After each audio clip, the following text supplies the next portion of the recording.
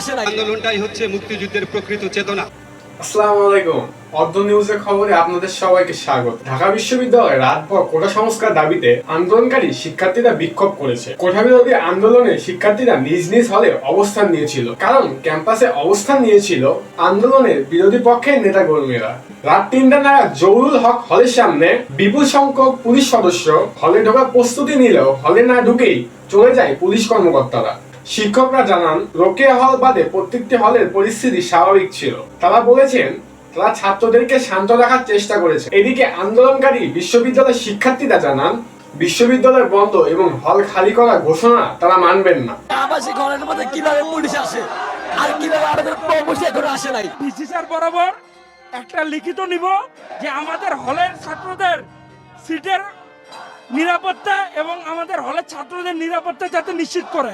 আমরা হলে অবস্থান করব, আন্দোলন করে যাব, দেখা যাবে পরে কি হয়।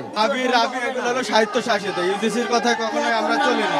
কোনো ছাত্রকে বের করে দেওয়া হয়েছে, কিন্তু বিষয়টা দেখা গেছে ওই ছাত্র হয়তো সে পরিবেশ পরিস্থিতি বুঝে ভয়ে চলে গেছে, ও এই ধরনের পরিস্থিতিতে থাকতে চাচ্ছে না। এর অর্থই নয় যে সে তাকে হল থেকে বের করে দেওয়া হয়েছে।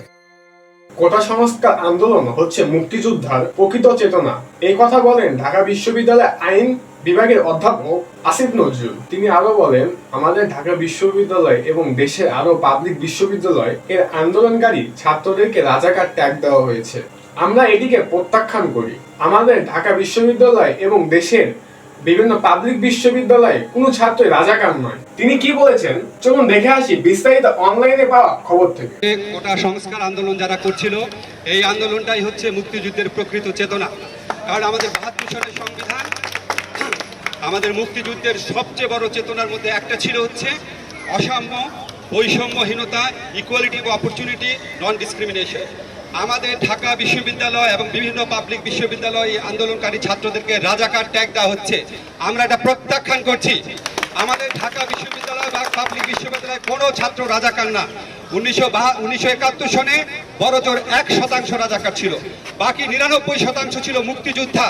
কাজে আজকে যাই সন্তানদের দেখছেন তারাও মুক্তিযোদ্ধার সন্তান, তারা এই জনযুদ্ধের মুক্তিযুদ্ধের সন্তান। তাদেরকে রাজাকার ট্যাগ দেওয়া বন্ধ করেন, রাজাকার ট্যাগ দেওয়ার রাজনীতি সরকার বন্ধ করেন। এটা করতে করতে আপনারা মুক্তিযুদ্ধের চেতনাকে হেয় করছেন। সেকেন্ড কথা হচ্ছে, আমাদের ছাত্রদের উপর যারা গুলি চালিয়েছে, মেরেছে, এটা হচ্ছে ফৌজদারি অপরাধ, এটা হচ্ছে মার্ডার, এটা হচ্ছে কালপাবল হোমিসাইড, এটা মৃত্যুদণ্ডযোগ্য অপরাধ। অবশ্যই এই অপরাধের বিচার করতে হবে এবং এই অপরাধে সরকারের যেসব মন্ত্রী, আওয়ামী লীগের যেসব নেতা প্রকাশ্যে ছাত্রলীগকে এই আন্দোলন দমন করার নির্দেশ দিয়েছেন, তারা এই অপরাধের অ্যাবেটার, এই অপরাধের সহায়তাকারী হিসেবে তাদেরকে বিচার করতে হবে। দেশে যদি কোনো অপরাধ হয় সেটা দেখার দায়িত্ব আইন শৃঙ্খলা বাহিনীর, বিচার বিভাগের, ছাত্রলীগের না। শেষ কথা আমি বলছি, আজকে যে বিশ্ববিদ্যালয় বন্ধের ঘোষণা দেওয়া হলো, এটা কার স্বার্থে দেওয়া হলো? এটা কি আমাদের সাধারণ ছাত্রদের স্বার্থে? তাদের কি স্বার্থটা বিবেচনা করা হয়েছে? তাদের কণ্ঠ বিবেচনা করা হয়েছে কিনা?